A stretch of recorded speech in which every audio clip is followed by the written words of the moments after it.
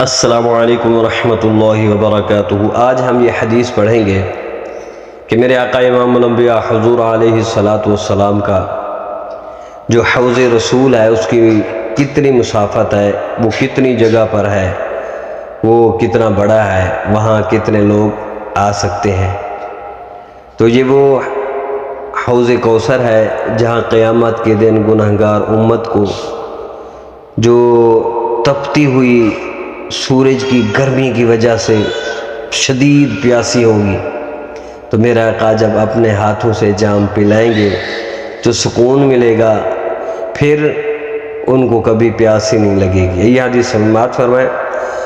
عن حارثة رضی اللہ تعالی عنہ انه سمع النبي صلی اللہ علیہ وآلہ وسلم قال حوضه ما بين صنعاء والمدینة۔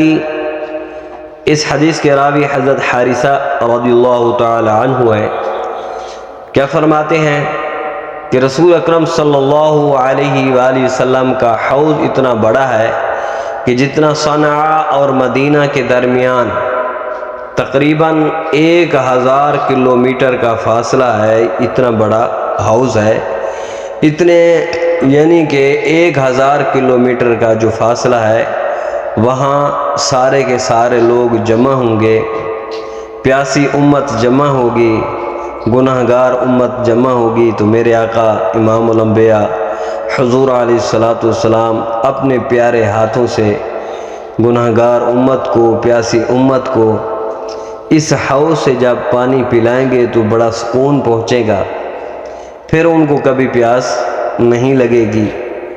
تو اللہ تعالیٰ نے اپنے آخری نبی حضرت محمد صلی اللہ علیہ وآلہ وسلم کو بہت ساری شانوں سے نوازا۔ ان میں سے ایک آپ صلی اللہ علیہ وآلہ وسلم کو حوض، خصوصی یہاں پانی کا تالاب لکھا ہوا ہے، کیونکہ تالاب جو ہے آج کل یہ لفظ عام ہو چکا ہے، یہاں لکھنا چاہیے تھا چشمہ، ٹھیک ہے نا، حوض کوثر کا چشمہ۔ تو بہرحال یہ علماء کی ایک اپنی تحقیق ہوتی ہے، تالاب بھی بالکل ٹھیک ہے لیکن چشمہ یہ زیادہ افضل تھا۔ تو اس لیے کیونکہ میرے آقا کا جو حوض ہے اس کو تالاب کے ساتھ نسبت دینا یہ میرے نزدیک جو ہے نا اچھا نہیں ہے، لیکن چشمہ جو ہے سبحان اللہ، تو بہرحال یہ بھی ٹھیک ہے۔ کیا وہ جو چشمہ ہے عطا فرمایا جس میں سے آپ کی امت کے لوگ پانی پئیں گے۔ اب دیکھیں، تپتی جلاتی ہوئی دھوپ اور سخت پیاس سے ہمیشہ کا سکون حاصل کریں گے۔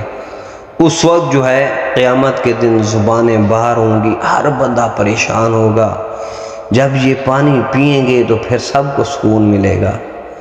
تو دعا ہے اللہ تعالی ہم بھی گناہ گاروں کو اپنے پیارے حبیب کے مبارک ہاتھوں سے یہ جام پینے کی توفیق عطا فرمائے اور ہمارے گناہوں کو معاف فرمائے۔ یہ ویڈیو اگر اچھی لگے ضرور سبسکرائب کریں، شیئر کریں اور لائک کریں۔